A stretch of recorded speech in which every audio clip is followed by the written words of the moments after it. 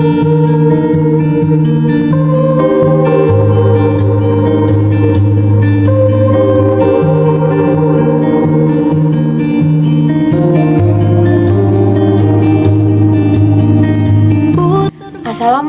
warahmatullahi wabarakatuh.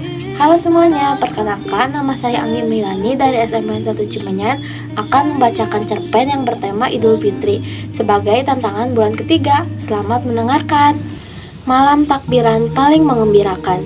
Di kesunyian malam, di jalanan yang sepi, terdengar langkah kaki kecil yang berasal dari gadis dewasa yang baru pulang dari tempat kerjanya. Namanya Aini Respati, gadis cantik yang berusia 23 tahun, menyusuri jalan yang gelap setelah lembur sampai dini hari. Langkah demi langkah ia tapaki, sembari berkelahi dengan pikirannya sendiri. Tak disadari air matanya jatuh dengan sendirinya. Apa alasan dia menangis? Sejenak ia duduk di kursi taman jalanan. Ia sedang bertengkar dengan pikirannya sendiri. Besok udah malam takbiran. Sampai tahun ini aku masih gagal buat kalian bahagia pakai hasil tenagaku sendiri. Maafin Mbak ya Bu, Dek. Ternyata Aini adalah gadis miskin yang tinggal di rumah kecil ujung desa. Ia tinggal bersama dengan ibunya yang bernama Di Ajeng Respati, usianya 49 tahun, dan adiknya yang bernama Arjuna Respati, usianya 16 tahun. Sudah 3 tahun kepergian ayah Aini. Sejak saat itu ia mulai menjadi tulang punggung keluarganya karena ia anak pertama. Rasanya berat saat tiba hari raya Idul Fitri. Sampai detik ini, ia belum pernah bisa membelikan adik dan ibunya itu baju baru dan makanan enak. Ia takut adiknya malu mempunyai kakak sepertinya, dan ia takut ibunya malu mempunyai anak seperti dirinya. Namun, semua itu salah. Ibu selalu bilang, "Gak apa-apa Mbak, kalau gitu artinya memang belum rezekinya kita buat punya baju baru dan makanan mewah saat lebaran. Tahu tempe juga enak, adik dan Mbak suka kan?" Itu ucapannya keluar dari mulut ibu jika anaknya Aini belum bisa memberikan yang terbaik. Sudah 3 kali Aini pindah pekerjaan. Alasannya karena pekerjaan sebelumnya tidak ada uang THR dari bos untuk pekerja baru. Ia tidak tahu pekerjaan kali ini sebagai penjaga grosir orang apakah akan dapat uang THR atau tidak. Malam ini ia lembur dan pulang tepat pada jam 3 dini hari. Disambut dengan senyuman manis adiknya Arjuna. Saat duduk, Arjuna berkata, "Mbak, kalau misal butuh bantuan, Juna bisa kok buat bantu kebutuhan rumah." Perasaannya hancur saat mendengar perkataan Juna. Adik kecilnya yang dulu ia sangka anak manja, ternyata sekarang sudah mengerti kondisi keuangan keluarganya. Aini membalas, "Gak apa-apa kok Jun, Mbak masih bisa sendiri. Juna fokus sekolah aja, soal baju lebaran nanti Mbak usahain ya kalau ada rezeki." Hari terakhir puasa. Pagi hari Aini mulai dengan sholat subuh setelah sahur. Seperti biasanya, ia sahur dengan tahu tempe tadi. Hari ini ia mulai hari dengan semangat. Hari terakhir Aini kerja yang artinya esok udah lebaran. Selang waktu kemudian, hari ini Aini tidak lembur karena malamnya sudah malam takbiran. Jam 4 sore sebelum ia pulang, Aini mendatangi bosnya untuk mengambil uang gajian sama dengan pekerja-pekerja yang lain. Kali ini giliran Aini, ia masuk ruangan bosnya dengan harapan akan mendapat uang THR, walau hanya setengah dari gajiannya.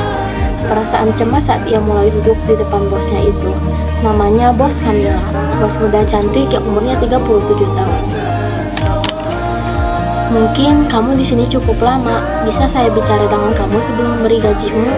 ujar Bos Kamila. Aini takut dirinya akan dipecat atau hal buruk lainnya.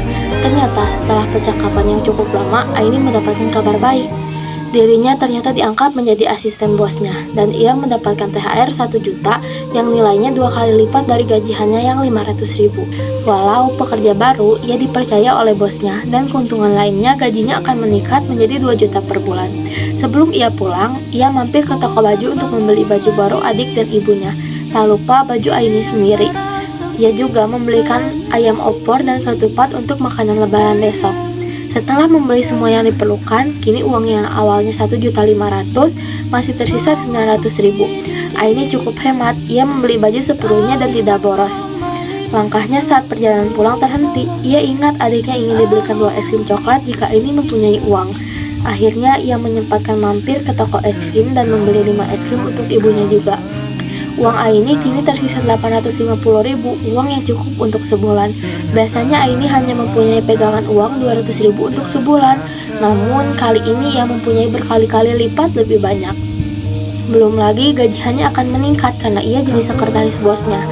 Perasaannya hari ini bahagia sambil melihat indahnya jalanan kota. Ia pulang naik ojek untuk sampai ke rumahnya karena ia membawa belanjaan. Sampai rumah, ia buru-buru memberitahu Arjuna dan ibunya. Perasaan senang sekaligus terharu ada pada mereka. Setelah 2 tahun tidak punya baju baru, akhirnya tahun ini mereka punya baju baru. Bahkan makanan enak juga untuk esok lebaran. Tahun ini adalah malam takbiran terbaik bagi Aini. Mbak, makasih ya udah ngusahain semuanya untuk kita, ujar ibu. Disambung Arjuna yang berkata, Mbak, makasih buat es krimnya sama semuanya juga.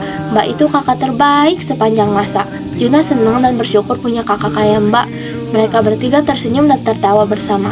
Hari lebaran sudah tidak menakutkan lagi. Aini sudah tidak cemas, ia tidak gagal kali ini. Ayahnya di sana pasti bangga. Bersyukur ia pindah pekerjaan karena ternyata ini jalan terbaiknya. Selesai. Padahal rela tak semudah katanya.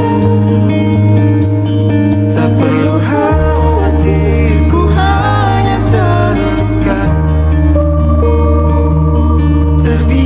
Sekian dari saya, sampai jumpa di tantangan berikutnya. Wassalamualaikum warahmatullahi wabarakatuh.